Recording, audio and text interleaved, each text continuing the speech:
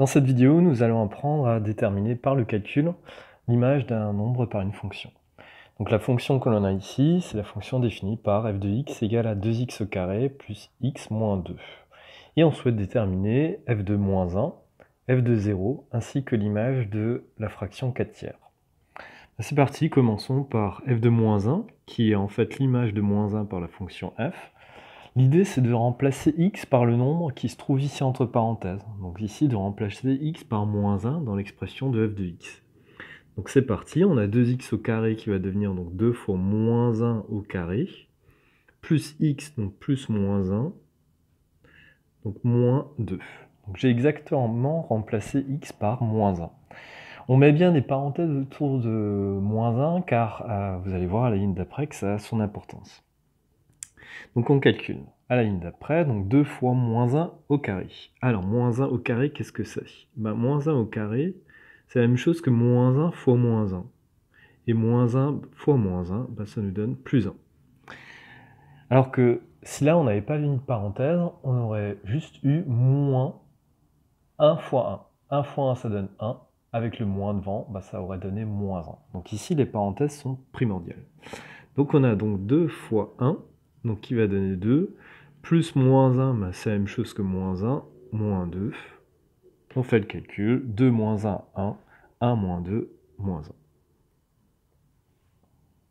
Calculons maintenant l'image de 0. Donc l'image de 0, on fait la même chose, on remplace x par 0, donc dans l'expression de la première ligne. Donc on aura 2 fois 0 au carré, plus 0, moins 2. Donc j'ai exactement remplacé x par 0 dans l'expression de f de x ici. 0 au carré, ça donne 0, donc 2 fois 0, ça fera 0. Plus 0, ça donne toujours 0, et il nous restera juste moins 2. Donc f de 0 est égal à moins 2. Calculons maintenant l'image de 4 tiers par la fonction f, ce qui revient à calculer f de 4 tiers. Donc c'est parti, faisons-le ici. Donc f de 4 tiers, c'est la même démarche qu'avant. On remplace x par 4 tiers dans l'expression de la première ligne. Donc on aura 2 fois 4 tiers au carré, plus 4 tiers, moins 2. J'ai exactement remplacé x par 4 tiers. Par contre, écrit de cette façon-là, il va y avoir un souci. Pourquoi? Notre carré, il est placé où? Il est placé au-dessus de 4. Donc cette écriture, elle voudrait dire que c'est juste le nombre 4 qui est au carré. Or, c'est pas le nombre 4 qui est au carré, c'est le nombre x. Et le nombre x ici, c'est 4 tiers. Donc pour dire que c'est le nombre 4 tiers qui est au carré en entier, on met des parenthèses autour de 4 tiers, comme on l'avait fait tout à l'heure pour moins 1. On peut en mettre aussi ici, mais elles ne servent à rien parce qu'il n'y a pas de puissance ici. Donc faisons maintenant ce calcul, donc 2 fois 4 tiers au carré. Alors là, il faut se rappeler de comment est-ce qu'on fait du calcul de fraction. On va le faire à part, on va le faire ici. Donc on a à calculer 4 tiers au carré. Le symbole au carré signifie qu'on multiplie la fraction par elle-même. Et là maintenant, pour multiplier deux fractions entre elles, on fait le produit des numérateurs entre eux, donc les numérateurs c'est ce qui se trouve en haut, avec le produit des dénominateurs. Donc en fait, on aura 4 fois 4, donc 16, sur 9. Donc ici, on aura donc 2 fois 16 neuvièmes, plus 4 tiers, je ne mets plus les parenthèses, on sait qu'elles ne servent à rien, moins 2. Bon, j'ai 2 fois 16 neuvièmes à calculer maintenant. De nouveau, c'est du calcul de fraction. Et 2, c'est la même chose que 2 sur 1.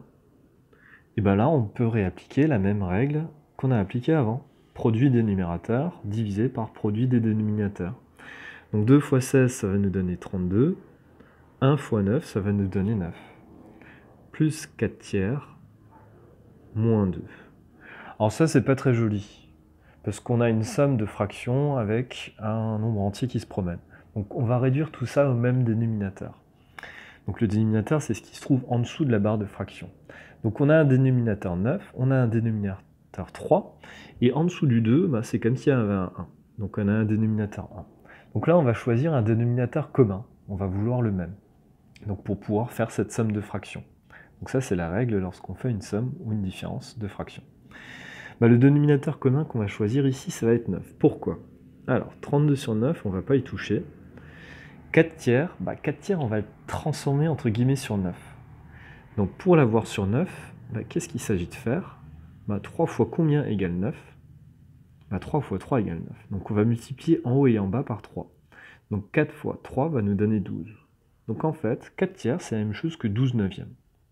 Et enfin, 2 sur 1, pareil, on veut cette fraction sur 9. Bah là, notre dénominateur, c'est 1. Donc pour passer de 1 à 9, avec un produit, bah, il faut multiplier par 9. Donc on multiplie en haut et en bas par 9. Donc 2 fois 9, ça nous donnera 18. Et 1 par 9, ça nous donne 9, c'était fait pour. Et là maintenant qu'on a toutes nos fractions sous le même dénominateur, donc 9, eh bien on va pouvoir les sommer ces fractions, sommer les numérateurs. Donc 32 plus 12, ça va nous donner 44.